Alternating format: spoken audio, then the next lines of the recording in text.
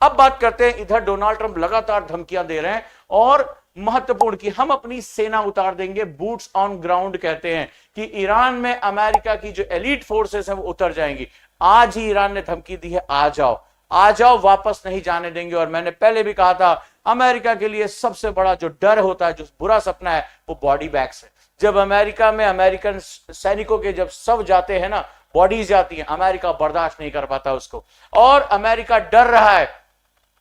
Donald Trump बोलते हैं अब हम सैनिक उतारेंगे उतारेंगे उतारेंगे, 15 दिनों से वो कह रहा है, हिम्मत नहीं पड़ रही है। अंदर देश के अंदर इतना असंतोष है, उन्हें पता है कि ईरान की ज्योग्राफी इतनी कठिन है, वो पहाड़ियों से घिरा हुआ है, उसके बहुत गुप्त रास्ते हैं, उसके बहुत से बंकर, इसने सालों से तैयारी की थी रशिया चाइना के साथ मिलकर, उसके बंकर जो हैं वो बहुत गहरे, बहुत अंदर हैं। और ऐसी कंडीशन में अगर अमेरिकन सैनिक यहां उतरे, उनको यहां की भूगोल के बारे में जानकारी नहीं है, तो बहुत कैजुअलिटी होने के चांस है। अब सवाल है क्या होगा। अमेरिका के सीधे दखल से इस छद्म युद्ध का असली और भयानक स्वरूप सामने आ जाएगा। कुछ भी यहां पर किसी भी समय टर्न हो सकता है। अमेरिकी सेना के उतरते ये नाटो बनाम रूस, ईरान, चीन धुरी बन जाएगा। यानी एक तरफ नाटो, जहां पर डोनाल्ड ट्रंप कह रहा है कि नाटो को साथ आना पड़ेगा, और दूसरी तरफ रशिया, चाइना और ईरान एक साथ आ जाएंगे। चेचन लड़ाकों का सीधा टकराव अमेरिकी सैनिकों से होगा, जिससे भारी तबाही होगी। ये चेचन वो लड़ाके हैं जो भयानक तरीके से तबाही कर सकते हैं, भयानक तरीके से। इनको सालों से लड़ने की आदत रही है।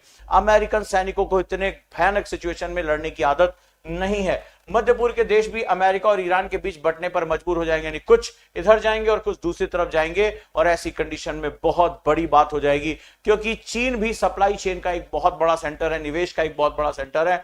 पूरी दुनिया में इनको ऐसी तैसी हो जाएगी।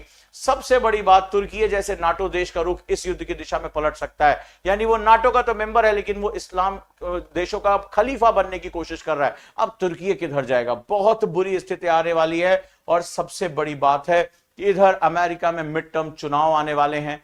चुनाव के दौर में क्या अमेरिका इतने गहरे युद्ध, इतने खतरनाक युद्ध का जोखिम उठाएगा, यह भी सोचने वाली बात है, क्योंकि लोकतांत्रिक देशों में चुनाव एक बहुत बड़ा मुद्दा हो जाता है। हम भारतीय इसको अच्छी तरह से जानते हैं, वहां बहुत कुछ चुनाव के हिसाब से होता है। अगर हम बात करें अगले सेगमेंट की कि विश्व व्यापार के प्रमुख चोक पॉइंट पर इसका क्या असर होगा। चोक पॉइंट, अभी आपने देखा हरमुज नाम का एक चोक पॉइंट जिसने पूरी दुनिया के माथे पर बल ला दिया। दोस्तों, इस चोक पॉइंट से निकलना लगभग लोगों के लिए असंभव हो गया है। क्या कहा डोनाल्ड ट्रंप ने यहां से निकलने के लिए? एक चोक पॉइंट ये, एक चोक पॉइंट सुएज नहर, एक चोक पॉइंट मलक्का। आप पूरी दुनिया में देख रहे हैं, ये रहा हमारा प्यारा भारत और ये हिंद महासागर। लेकिन यहां से और यहां से तेल निकालना बहुत ही मुश्किल होता चला जा रहा है। कल को चाइना मलक्का में कुछ कर सकता है, अमेरिका कुछ कर सकता है, हरमुज में ऑलरेडी ईरान ने कर रखा है। ये दुनिया के वो चोक पॉइंट्स हैं जो बहुत ज्यादा परेशान करने वाले हैं।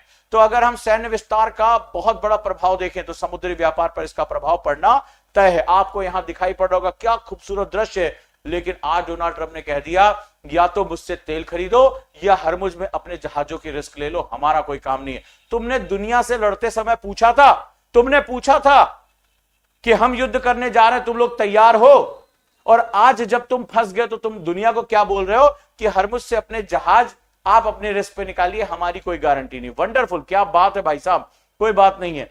तो लाल सागर और मलक्का जल डब्रूमत जैसे क्षेत्र असुरक्षित हो जाएंगे। ये रहा रेड सी, ये बहुत ज्यादा असुरक्षित हो जाएगा। ये रहा मलक्का, बहुत डेंजर जोन में चला जाएगा।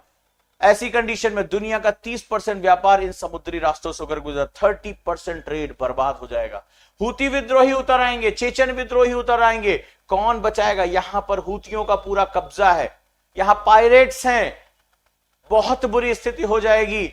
और बड़े बड़े जो है मालवाहक जहाज, इन पे हमले भी उन्होंने तेज करने शुरू कर दिए, क्योंकि अब वॉर प्रॉक्सी होती चली जा रही है। अब हिजबुल्ला भी आ गया है, अब हूती भी इसमें आ गए हैं, रॉकेट सप्लाई हो रही है उनको। ये मौका रशिया चाइना कभी नहीं छोड़ेंगे, चाहे इसमें कितने देश बर्बाद हो जाएं, लोग बर्बाद हो जाएं। लेकिन अमेरिका, इजराइल इस समय ऐसा फंसे हैं कि उनके लिए निकलना नामुमकिन होता चला जा रहा है। और अमेरिका बेशर्मी से हो सकता है कि इस क्षेत्र को ऐसे ही छोड़कर भाग जाए हमेशा के लिए, जहां पर विश्व व्यवस्थाएं चरमरा जाएंगी। बहुत गंभीर स्थिति होने जा रही है। भारत में भी इस पर लेकर बहुत लगातार चर्चा हो रही है। लगातार यहां पर इंश्योरेंस कॉस्ट बढ़ रही है, जहाजों का इंश्योरेंस करने के लिए कंपनियां सामने नहीं आ रही हैं। उन्हें पता है कब कौन इस समय किस मूड में है, कौन सा रॉकेट दाग दे, किसी को नहीं पता है। आपने देखा एक एक जहाज को भारत लाने के लिए भारत की नौसेना यहां पर खड़ी है।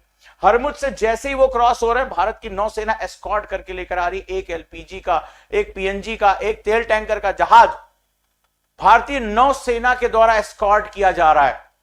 आप अंदाजा लगाइए स्थिति कितनी गंभीर है। इस सिचुएशन में कौन किसके खिलाफ क्या करने जा रहा है। अमेरिका ने पूरे वर्ल्ड ऑर्डर को ऐसा क्योटिक कर दिया है, और जिस चाइना को शायद अभी 15 से 20 साल लगता है इस सिचुएशन पहुंचने में, चाइना को गिफ्ट करके दे दिया है पूरी दुनिया के पूरे इस पैटर्न को डिस्टर्ब करने के लिए। पूरी दुनिया में माल ढुलाई महंगी हो जाएगी, पूरी दुनिया में सामान महंगा होने जा रहा है, बैंक कोलैप्स होने जा रहे हैं। जो पूरी दुनिया में इस समय महंगाई बढ़ने जा रही है, चरम पे बढ़ने जा रही है,